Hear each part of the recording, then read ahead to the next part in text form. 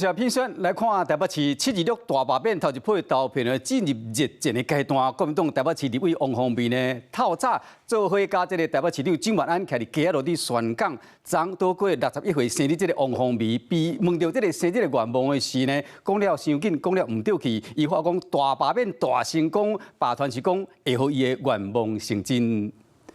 我第一个生日愿望是大罢免大成功嘛？这个愿望太听得怪怪。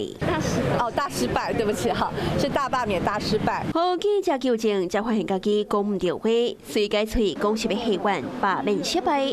离第三阶段投票愈来愈晚，国民党的立委王宏斌唔敢放松，党内的重要人士也来收听。投下不同意罢免。台北市长蒋万安专讲穿726我无同意的衫，替王宏斌徛在宣讲。毕竟第三选区当初就是由蒋万安交予王宏斌，更加有未当随压力。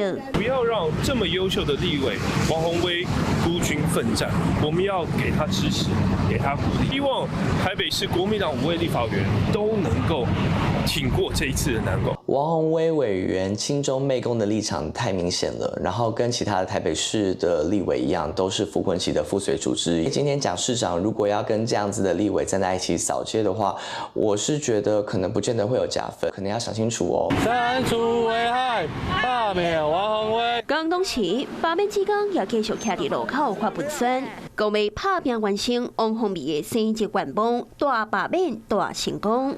投票的决战日就要到啊，双方继续交锋。